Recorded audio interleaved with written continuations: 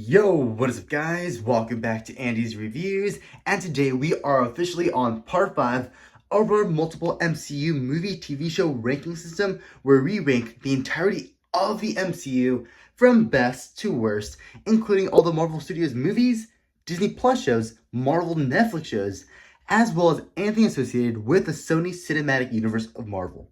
So let's get into it.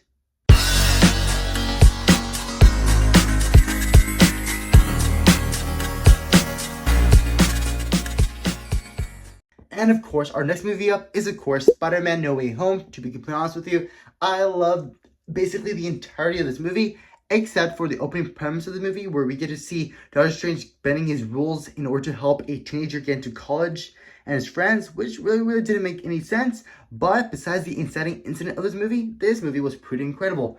It was absolutely incredible seeing Tobey Maguire, Andrew Garfield, and Tom Holland finally interact with one another on the big screen, and how these three end up fighting off the Sinister Six version in this movie, including the likes of the Green Goblin, the Lizard, Electro, and a whole bunch of other villains in this movie, which were all absolutely incredible. And all through and through, this movie was amazing fan service, and therefore this movie deserves a solid A-tier ranking on this list, right ahead of WandaVision. Which, of course, brings us to 2004 Spider-Man 2. To be completely honest with you, this has to be the best Spider-Man movie in existence, especially considering how this movie has the one and only Alfred Molina as Doc Ock, who was absolutely incredible and is by far my most favorite Spider-Man villain of all time. Honestly, the plot of this movie was absolutely incredible. In this movie, we got to see Tobey Maguire's Spider-Man undergo some PTSD or very depression where he lost his powers, and honestly that storyline was absolutely perfect in my own opinion, and really taught him to become more of a Spider-Man character in my own personal opinion. But I do have to say that Alfred Molina absolutely stole this movie and is one of the only reasons why this movie deserves a solid A-tier ranking on this list. And honestly, Alfred Molina was absolutely incredible, and therefore this movie deserves a solid A-tier ranking on this list, right in front of Spider-Man No Way Home.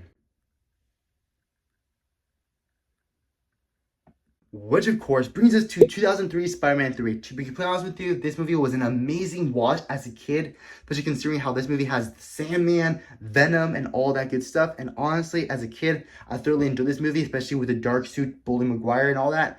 But now that I'm an adult now, technically,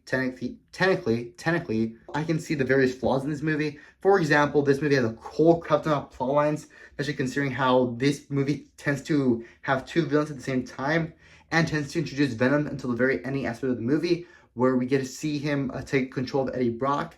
And honestly, this movie has some serious pacing issues, but let's ignore those for now and just say that this movie was an amazing childhood experience. And therefore, in my complete biased opinion, I see that this movie deserves a solid B-tier ranking on this list, right in front of Iron Man 2.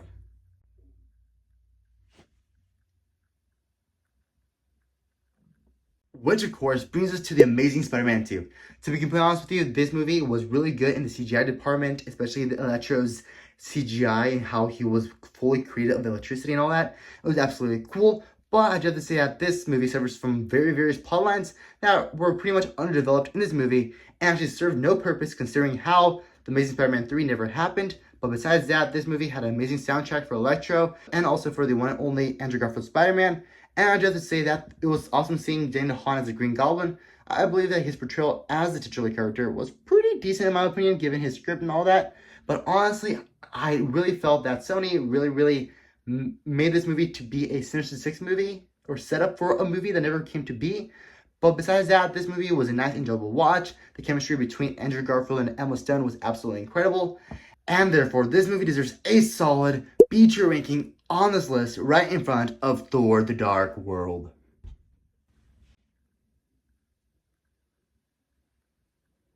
Which, of course, brings us to 2012's The Amazing Spider-Man.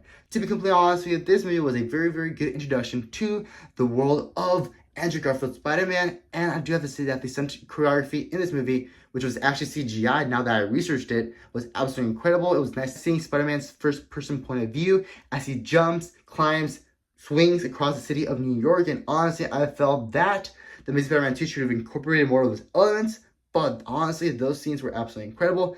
And to have to say that I enjoyed the final fight at Oscar Tower, where we see the lizard fight Spider-Man and ends up killing off Gwen Stacy's father. And honestly, that scene was absolutely incredible and was one of the most emotional aspects in the entirety of Andrew Garfield's Spider-Man duology. And besides that, this movie is pretty good. And I do have to say, once again, that the chemistry between Emma Stone and Andrew Garfield was pretty good in my own personal opinion. It was absolutely incredible and definitely had more chemistry than both Tobey Maguire and Kristen Dunst's chemistry in the original trilogy, as well as Tom Holland's chemistry with Zendaya in the Tom Holland Spider-Man movies. But besides that, this movie deserves an automatic A-tier ranking on this list, right in front of Black Widow.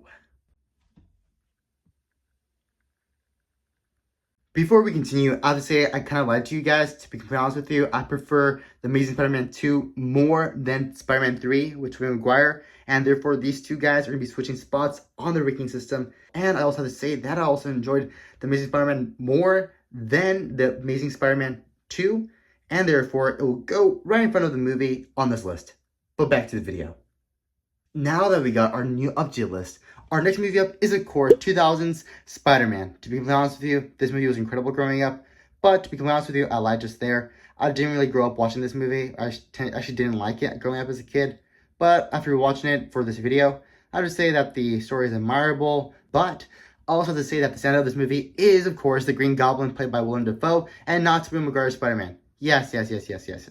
I know the outrage right there, but hear me out. Willem Dafoe was the standout and carried this whole movie on his back. To be completely honest with you, Green Goblin is by far one of my most favorite Spider-Man villains, followed by Alfred Molina's Doc Ock. And honestly, these two characters were absolutely amazing in this trilogy. But honestly, Tobey is a good Spider-Man. But personally, I'm more of an Andrew Garfield fan. And I really didn't relate to this movie whatsoever. But I do have to say it was absolutely incredible seeing Peter Parker in high school in this movie with a love interest of the one and only Mary Jane Watson. I did love that aspect of the movie, but it really didn't buy their romantic relationship whatsoever. And therefore, this movie deserves a solid C-tier ranking on this list, right in front of the Eternals. Please forgive me, guys.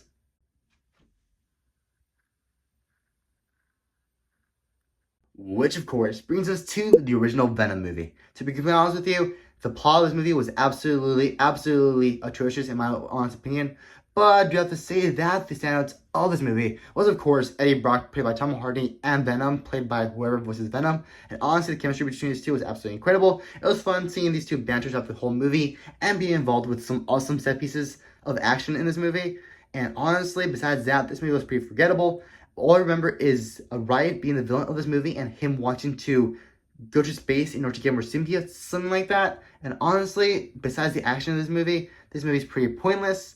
And therefore, this movie deserves a solid C-tier ranking on this list, right behind The Falcon and the Winter Soldier.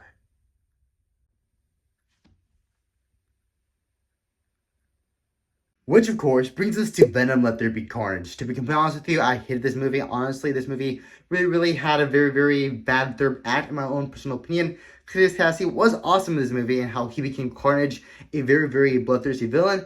But I have to say that Sony really messed up by not making Carnage rated R, or in fact, making this movie rated R to begin with. And honestly, the PG-13 rating of this movie really held this movie from being all-town bloody gore and all that. But I see why they did it, because of the box office. But honestly, this movie is pretty forgettable. And honestly, the pacing of this movie was way better than the original Venom in 20 whatever. But besides that, this movie was pretty mid, and therefore also deserves a C-tier ranking on this list, right in front of the original Venom. Actually, screw that. This movie deserves a solid C-tier ranking right in front of The Falcon and the Winter Soldier. Which, of course, brings us to our first ever Marvel Netflix show, Daredevil. To be completely honest with you, this show was pretty incredible. The season 1 was good. Season 2 was mid. Season 3, awesome. Honestly, season 3 was better than season 1. I'm just saying, Wilson Fisk returning season 3 was absolutely incredible. The fight choreography and all of that.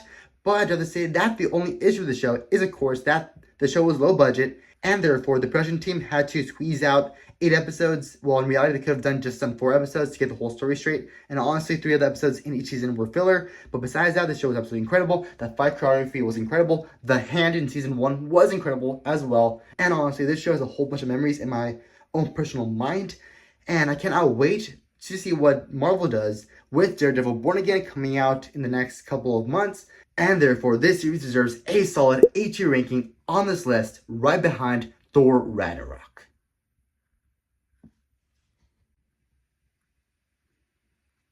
Well, there you have it. That is the end of part 5 of this multiple-part MCU series where we rank the whole MCU from best to worst. Please feel free to subscribe to this channel, drop a like on this video, and please feel free to comment your thoughts on the MCU and your ranking in regards to the bestness and worthiness of the MCU. And I cannot wait to see you guys in the next video.